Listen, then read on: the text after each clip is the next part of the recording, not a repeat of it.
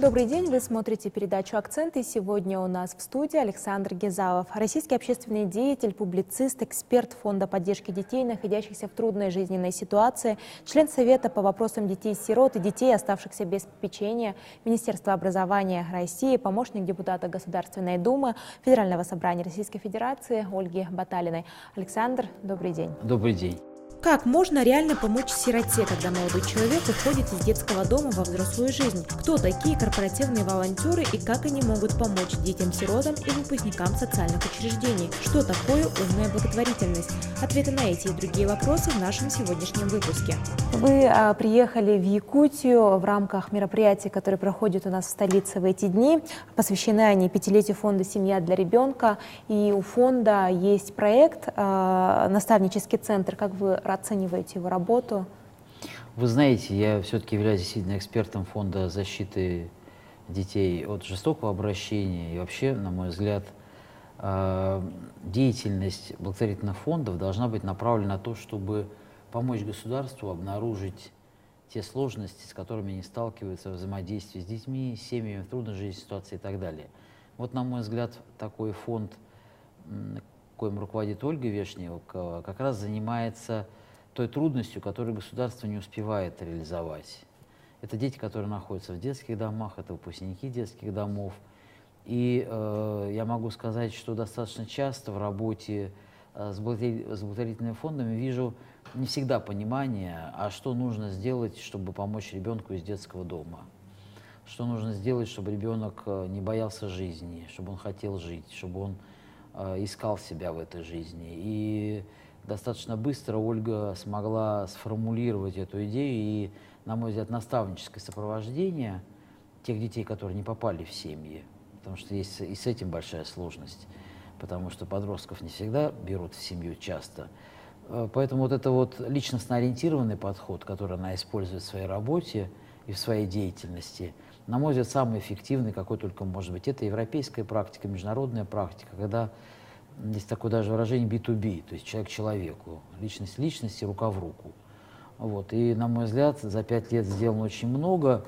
И то, что сегодня дети уже сами стали наставниками над другими детьми, и то, что дети уже активно включаются в эту деятельность, это показатель высокого понимания, что нужно делать, чтобы ребенок не был всю жизнь просителем, чтобы он был в том числе и дарителем, потому что брать очень просто, а отдавать сложно. И вот мне кажется, эта программа нацелена на то, чтобы сначала победить в ребенке вот эту иждивенческую установку «мне все вокруг должны», «я исключительный», «я сиротка», «сирота», «подарите мне айфончик», да?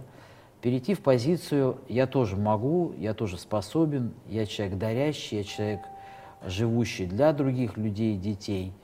И поэтому, на мой взгляд, это эффективно. И у фонда это получилось и получается. А вот кто сегодня может стать наставником? Вы знаете, наставник – это все-таки история штучная.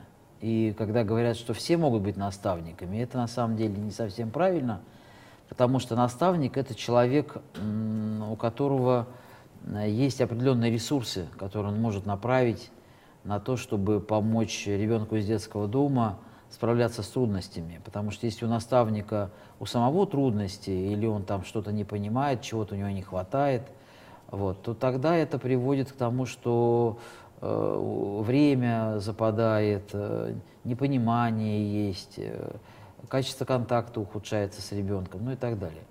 Вот, поэтому, на мой взгляд, наставник – это человек, который из себя уже спас, в хорошем смысле этого слова, и помогает ребенку из детского дома не тем, что он его тащит за собой, а что ребенок, глядя на него, или выпускник детского дома, глядя на него, пытается меняться. Знаете, есть такое, когда мы смотрим оба на море, мы видим море. Вот хотелось бы, чтобы ребенок, который смотрит на наставника, тоже видел море, а не как он, что ему все время глядит в рот, тот смотрит на море, а море не видит. Вот, поэтому и море проблем, море трудностей, с которыми сталкивается и сам наставник, и сам ребенок, преодолевать их вместе.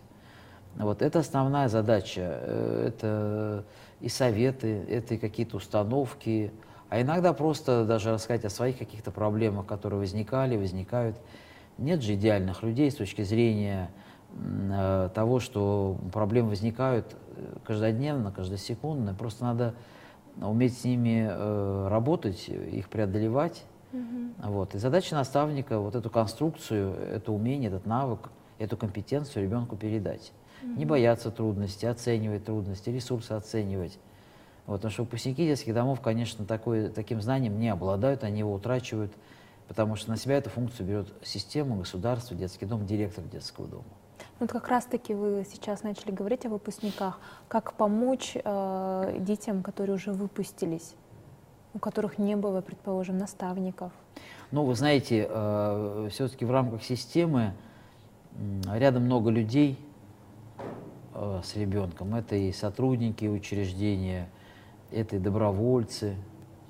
Но человека, к которому ребенок привязался, слово «привязанность» — это основное, да, это же в родительских детских отношениях присутствует, не реализуется, потому что для этого требуется совсем другая концепция, конструкция взаимодействия. И вот то, что наставник начинает взаимодействовать с ребенком еще в рамках системы, а потом его сопровождает дальше, то есть и ребенок его знает, и его трудности знает, которые возникали в рамках системы, болевые точки, которые возникали потом, возникнут потом. Вот задача этого человека, этого ведомого и ведущего, да, в совместном этом же полете понимать, где не хватает, где нужно сманеврировать и так далее. Поэтому трудности объективно у выпускников присутствуют. Ну, какие трудности? Если сказать европейским языком, то это бедность. Ребенок выходит, и он сразу вступает в черту бедности, потому что нет жилья, значит, нет образования качественного, нет системы поддержки. А система поддержки со стороны родственников — это тоже как фактор бедности. А бедность взаимодействия — это тоже очень важное влияние. Да? Соответственно, наставник дополняет и помогает ребенку преодолевать эту бедность. То есть он, если у ребенка не хватает компетенции, навыков взаимодействовать с властью, он подсказывает, подруливает, направляет, координирует и так далее. То, как раз чем занимается родитель, когда ребенок выходит из семьи и где-то там находится, но при этом мама, папа продолжают участвовать в жизни ребенка. Вот. И, соответственно, в этом взаимодействии привести к тому, чтобы качество жизни, а самое главное желание жить, у ребенка возникало. Потому что ребенок, когда он из семьи, и это все не обрывалось, это гораздо проще, чем когда ты по новой отращиваешь корни, выйдя из детского дома и пытаясь встроиться в достаточно сегодня непростое, порой жестокое общество. Кто такие корпоративные волонтеры и как они могут помочь детям-сиротам? Ну, знаете, сегодня действительно бизнес-структуры, различные банки, коммерческие организации также активно включаются в эту работу. И, на мой взгляд, есть определенная в этом потребность, потому что так или иначе ребенок окажется и сам работником, который будет куда-то наниматься. Потому что работа — это тоже ведь один из факторов преодоления бедности. То есть зарплата, там, всевозможные социальные вопросы, там, оплата ЖКХ и так далее, так далее. Да?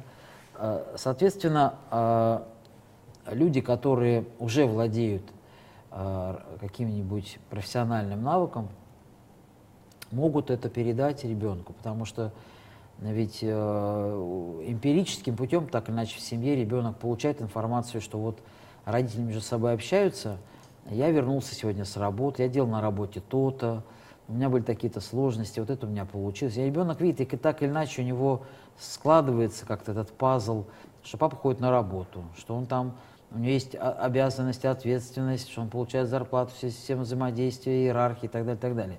И это так или иначе откладывается на подкорке у домашнего ребенка. У ребенка из детского дома такой возможности нет. И, соответственно, задача,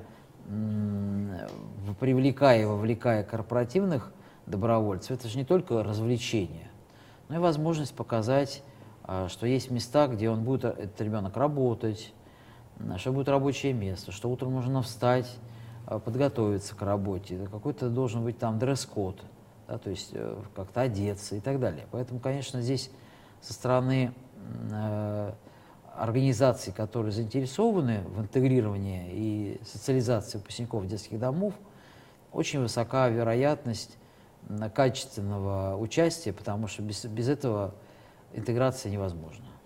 Просто невозможно. Давайте перейдем к такому понятию, как умная благотворительность. Да. Что это?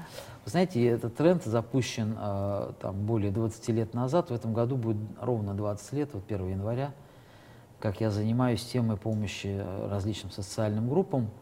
У нас есть одна сложность. У нас государство не всегда умно использует ресурсы для преодоления потребностей или реализации потребностей людей, находящихся в закрытых учреждениях, в социальной эксклюзии, в закрытых пространствах, у которых вообще есть потребности.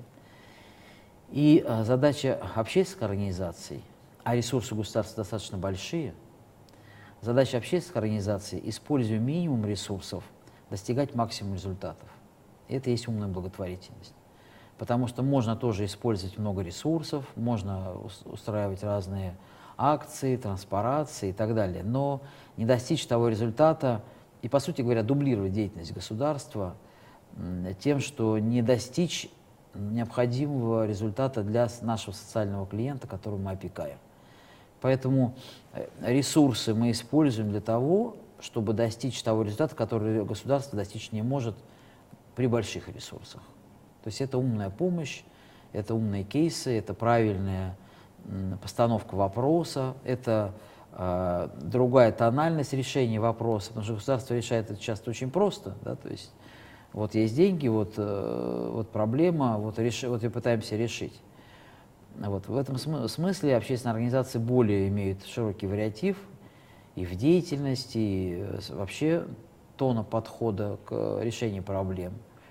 Вот. Поэтому умная эта помощь – это как раз достигнуть результата минимум ресурсов с максимумом результативности и эффективности. То есть критерий эффективности – это улучшение качества жизни социального клиента, что, в принципе, не всегда у государства получается. Хотя техническое задание тоже существует, потому что есть законодательство, есть конституция там, и так далее. Но исполнительское мастерство или исполнительская активность не всегда та, которая необходима. Вот в нашей республике есть опыт работы НКО с бизнесом. К примеру, Алмаз-Эркенбанк, он сотрудничает вот с фондом. Ваше есть какой опыт, и всегда ли это надежно, когда бизнес начинает взаимодействовать с НКО? Вы знаете, я считаю, что правильный подход – это вообще со стороны многих субъектов взаимодействия. Это может быть и власть, и бизнес, а в том числе и СМИ.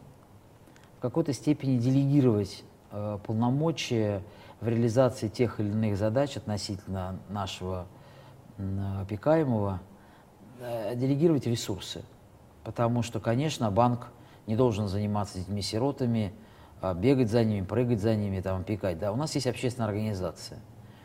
Поэтому если у общественной организации есть целевая программа, есть специалисты, готовые реализовывать ее, есть вообще план мероприятий, нацеленность на результат, то нужно просто поддержать такую общественную организацию, передать ресурсы и со стороны государства, и со стороны того же банка этой структуре, потому что она все сделает по-другому, и более качественно, и более эффективно, с меньшими затратами, и дойдет до необходимой финальной точки, что, в принципе, с фондом Ольги и получается, потому что банк сам понимает, что не всегда у корпоративных добровольцев есть время, а у людей, которые по призванию к этому приходят, не за деньги, да, то есть вот, по душевному какому-нибудь порыву, вот они больше это реализуют, потому что душевный порыв купить невозможно. И даже его, по сути говоря, и научить этому невозможно, потому что это должно быть какое-то состояние духа, состояние сердца, разума, вот, жертвенности, с чем у нас в бизнесе не всегда хватает. Все это должно быть сообразно тому, в чем есть потребность у ребенка и как мы эту потребность реализуем, какими ресурсами. Если хотим более качественно, значит, это должны быть ресурсы общественных организаций, благотворительных фондов, которые для этого и создавались. Ну что ж, Александр, спасибо, что посетили нашу студию, нашли время и ответили на наши вопросы. Спасибо большое. Это была передача «Акцент». Спасибо за внимание и до встречи в эфире.